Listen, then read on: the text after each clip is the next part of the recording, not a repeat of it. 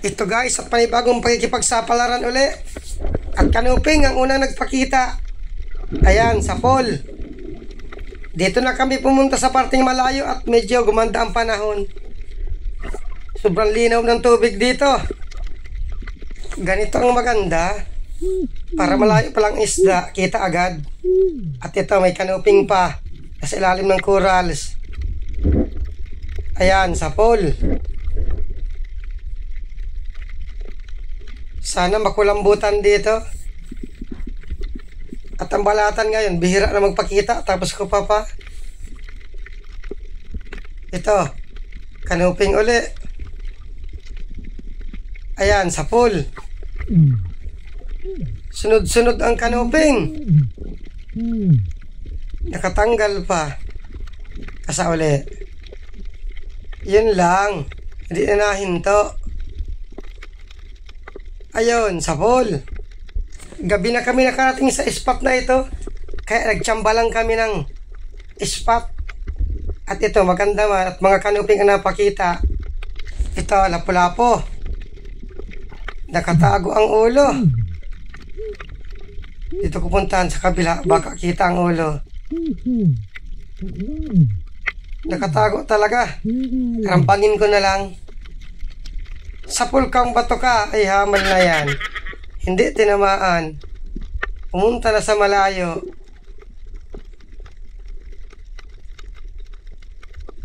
Nawala. Saan na kaya pumunta? Dito lang yun. Dito guys, hindi ko napapansin. Andito lang pala sa maliit na corals. At inikutan ko dito parte at hinahanap ko.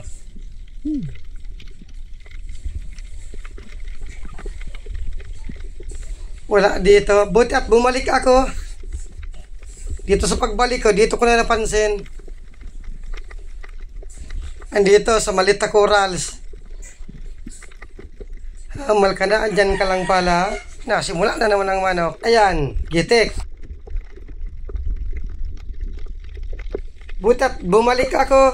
At kung hindi ko napansin. Hanap uli. Ito punong. Ayan, sa pool.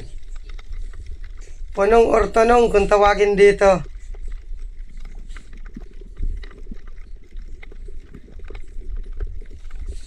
Punong pa. Ops, manok. Kaya malang panapkitat na andito na naman. Di ko na tuloy nabanggit yung gitik. Gitik pala. Ito merong matangkuhaw. Ayun, sa pool. Bunganga ang tama. Matangkuhaw kung tawagin dito. Andun pa. Ala, sunod-sunod na naman yung manok na yan. Punong. Yun pa, umalis na tuloy. Ay hamal na yan. Nagulat na. Ito, sa lalim may dalawang kanuping. Tapos isang punong. Istingin ko kung double itong kanuping. Ayun, sa pool. Sa pool pareho. Nawala yung punong. Ay hamal na. Punong na yung nagulat.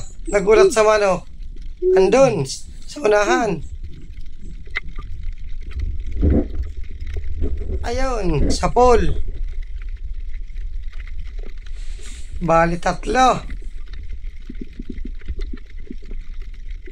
Karamihan kanuping ang napakita dito. Ito, kanuping pa. Ayan, sa pool.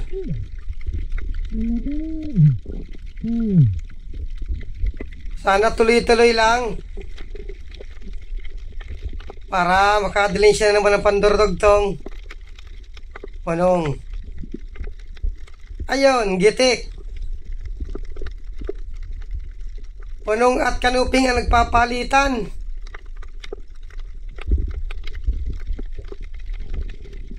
Ito.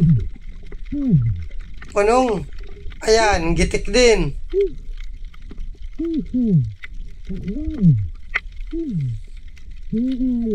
Hanap uli. Oops, kanuping. Ayun, sapol. Palitan lang kanuping at punong. Amalit, nakatanggal pa. Mailap na.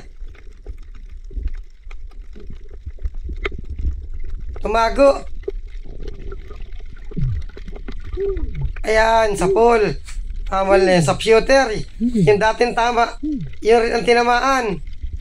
Ayan, di ka na makakawala dyan. Magandang tiyagaan itong mga kanuping na ito. Makadandaan lang ako ng langoy para kita yung mga nakasilong sa corals. Oops, lapu-lapo. Nakaharap sa akin. Yun lang at dinaplisan. Muli at dinaplisan lang. Andito, nakatago. Siguraduhin ko na ito. Ayun, gitik. Muli, kalaki-laki, dinaplisan lang. Buti at hindi na. Lumangoy ng malayo, tumago lang. Baraka or ugapo, kung tawagin dito. Hanap uli. Ito may suga. Dito ako sa labahita. Ayun, gitik. 40 hanggang 50 ang kilo nito. Hanap uli. Punong. Ayun, gitik. Ganito ang mga gantang tama, yung hindi nakakapalag. Ito, alatan. Ayun, gitik din. Kulambutan ang walang napakita. Wala sigurong kulambutan dito sa malayo. Ito, mayroong tikwe. Ayan, sapol. Buti pa dun sa parting malapit, maraming kulambutan. Dito wala pang napakita. Itong malaking bato. Tinangkong pa rin baka may isda. Mayroong lambingan.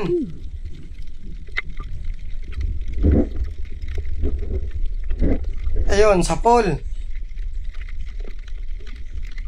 Nakatanggal. Ando na. Pumunta na sa kabila. Papunta doon sa kasama ko.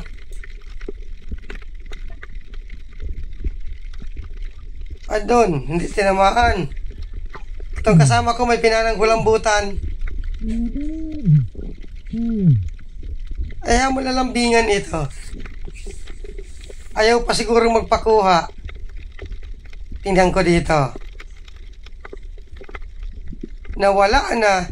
Sayang. Tumago na sa pinakailalim. Sayang nun. Kanuping. Yun lang at hindi tinamaan. Dinaplisan lang. Oops, tuta. Ayawan na tuta ito. Naandyan na naman. Ayun, tinamaan din. Hinagingan lang ng pana. Butat hindi umalis. Hanap uli. Oops, lapu-lapo.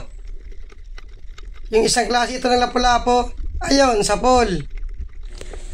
Kapresyo lang ito nung batik-batik na lapu-lapo yung baraka. Sana meron pa. Oops, manites. Ayan, sapol. Yun lang, nakapunit. Ayan, hindi ka na makakapunit dyan. Yung isang uri ito ng manites. Ito yung paborito ko. Masarap paksiwin. Hanap uli. Hoy, may ahas dagat.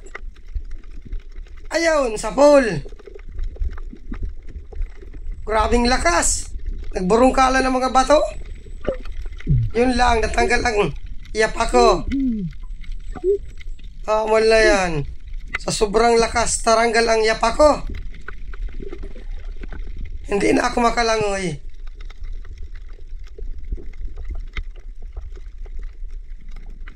Yun lang. Nagpipilit na alis sa pana.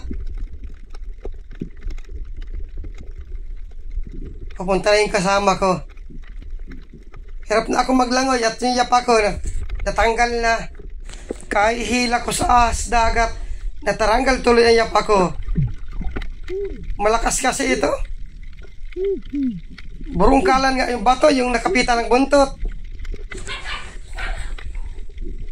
Malag-arawain ang mga tuta at aso. Itinatago yung ulo.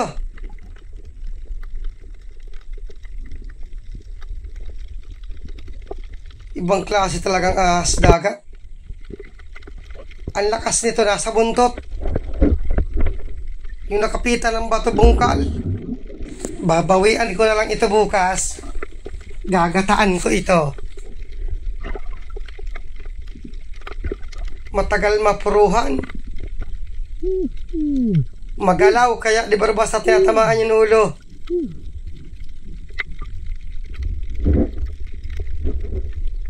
Sigurado na. Sigurado ka na bukas. 2 buok na nyog ang katapat nito. Tapos may siling labuyo. Ito yung ahas dagat na sa sobrang sarap na kalimot ng biyanan. Ito yung yapa ko, hindi ko pa maisuot at hawak ko pa itong pana. Kaya hirap ako maglangoy.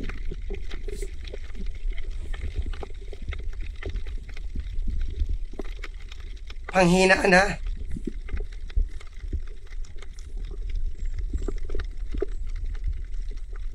Nagbuhol ay pilit na tinatago yung ulo. Kaya hirap tamaan.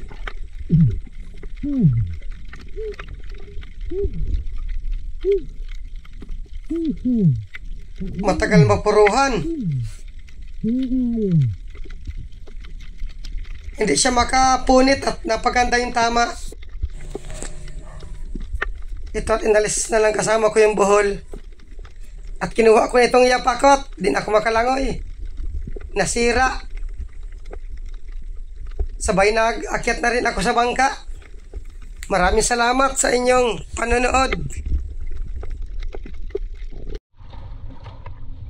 Malaas dagat ito. At taranggal pang yapa ko.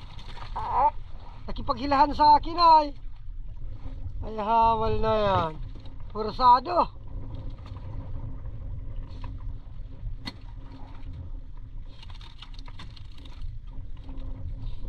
Hindi lang ito makalawi masyado. Ba't nga pag sanay sa isang yapak na lang. Sira. Pero ang lakas ng sa dagat. Kakapit ng buntot. Kaya hila ko man, taranggal yung yapak ko.